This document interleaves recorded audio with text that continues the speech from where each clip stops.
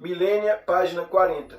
11.2 Evolução artificial. O uso indiscriminado da engenharia genética pelos Fentons na raça humana criou uma evolução mais radical que a anteriormente citada. Ver capítulo 8, Ambientação. Eles sofrem grande antipatia e preconceito por parte do resto da raça humana.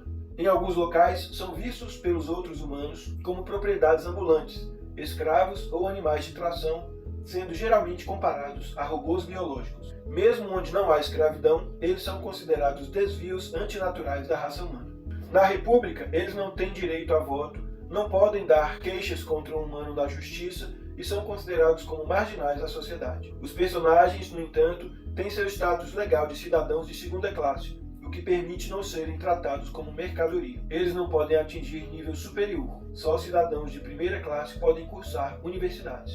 Campestres. Criados para serem trabalhadores braçais para o campo, eles têm pele vermelha e escura, olhos negros e cabelos ruivos. São muito pesados, normalmente com músculos bem definidos e o corpo peludo. Não gostam de escuro e tendem a ser claustrofóbicos. A altura média é de 2 metros. Urbanos. Uma raça de trabalhadores braçais para fábricas, são albinos, suam em demasia e têm dedos longos. Seu corpo é magro em relação à altura, mas os braços são fortes e o tórax é bem desenvolvido. Gostam de locais quentes e são extremamente suscetíveis a baixas temperaturas, tendo problemas abaixo dos 10 graus Celsius, quando ficam doentes e, após 1 hora nessa temperatura, caem inconscientes. Odeiam locais abertos, luminosidade e costumam ter medo do vento. Altura média de 2 metros. Hábeis. Criados para técnicos de fábrica, eles têm pele manchada, 2 polegadas por mão, são ambidestros e possuem olhos claros. Adoram equipamento eletrônico e papel, mas odeiam máquinas pesadas e equipamento mecânico. Gostam de se enfurnar em locais pequenos e com temperatura bem controlada. Têm pavor de alturas e equipamento de grande porte. Altura média de 1,5 m. Os jogadores podem optar por criar um personagem de um dos 3 tipos de humanos geneticamente manipulados. Tais personagens têm vantagens e desvantagens em relação aos atributos, sendo diferentes dos humanos normais, como visto na tabela. Caso o mestre de jogo permita o uso de genética, estes não poderão ser utilizados em conjunto com fenótipos nem alienígenas, isto é, essas categorias são mutuamente exclusivas. 12. Coadjuvantes. Durante qualquer aventura,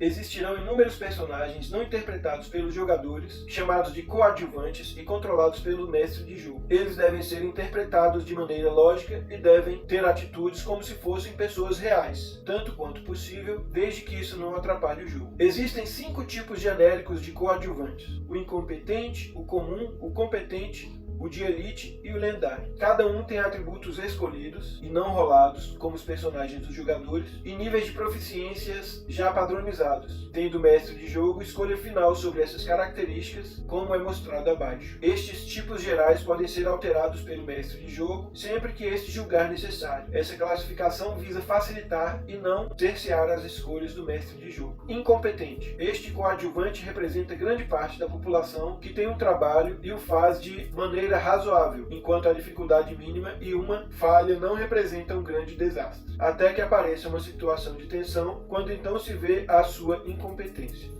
Estes coadjuvantes têm 55 pontos para distribuir entre seus atributos, podendo ter no máximo 11 em qualquer atributo, e possuem uma proficiência de habilitado e 2 em aprendiz. Normal. Representam a minoria dos trabalhadores especializados que são realmente bons no que fazem, e tendo bom treinamento e certa experiência em sua área. Estes coadjuvantes têm 63 pontos para distribuir entre seus atributos, podendo ter no máximo 12 em qualquer atributo, e possuem uma proficiência de especialista, 2 em habilitado e 3 em aprendiz.